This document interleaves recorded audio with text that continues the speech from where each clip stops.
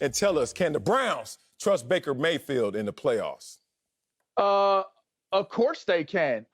If they make it to the playoffs, it's because Baker Mayfield being at the quarterback's position that they make it to the playoffs. So why not trust him? That's the reason?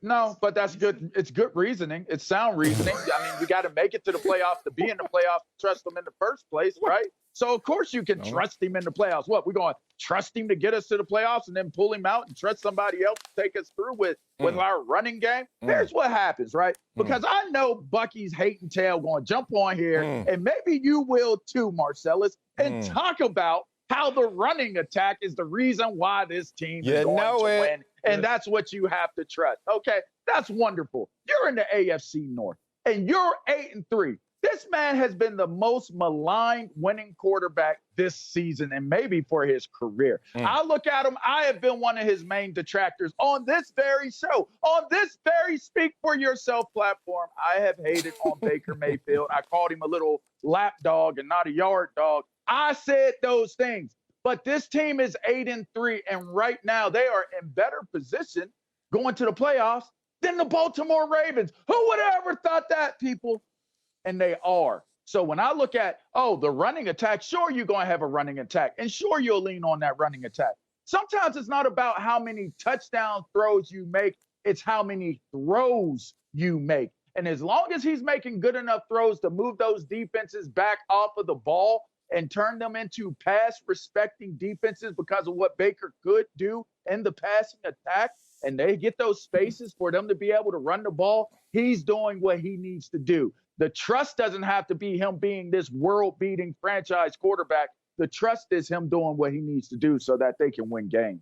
No, you said a lot, but you didn't say much because you know that they don't trust no damn Baker Mayfield. They haven't trusted him all season. What are you talking about? This is a guy who's thrown 81 fewer passing attempts compared to last season. And that's not by coincidence. That's by design. We have to hide Baker Mayfield with this running game and with our defense because Baker Mayfield has not fully evolved into a franchise quarterback. How is Baker Mayfield going to be something he's never been, which is a guy that you could say, go out there and win the football game by yourself as a franchise-looking quarterback? Baker Mayfield hasn't done that. I have nuggets galore on Baker Mayfield. Some of them are pretty damn damning. How about this? The Browns ranked 30th in pass offense. That's not good.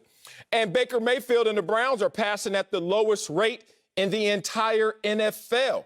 That's not good. That shows you not only lack of trust, but a lack of production. 16 straight games under 300 passing yards. That's a full season, y'all. 25 straight games without back-to-back 250-yard passing games.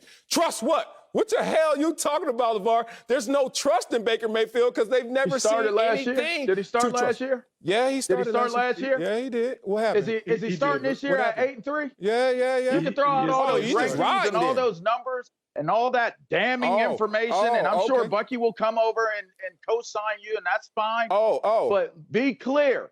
They are 8-3 and in position to get into the playoffs with him as the starting quarterback. LaVar, don't be that guy. There's levels of trust. Don't be that guy. There's levels of trust. We all went from being broke to having some money, and it happened like this overnight, right? And you know what's funny? I always had money. Boy, stop. You didn't have that LaVar Arrington 2000 money. I know when I saw you in the mall, you didn't have that money before. But it's funny. Hey, before the money, you riding around in whatever that hoopty looked like. They ain't turning their heads the same. Then when you riding around in something pretty, Baker is just riding around in a prettier car thinking he fine.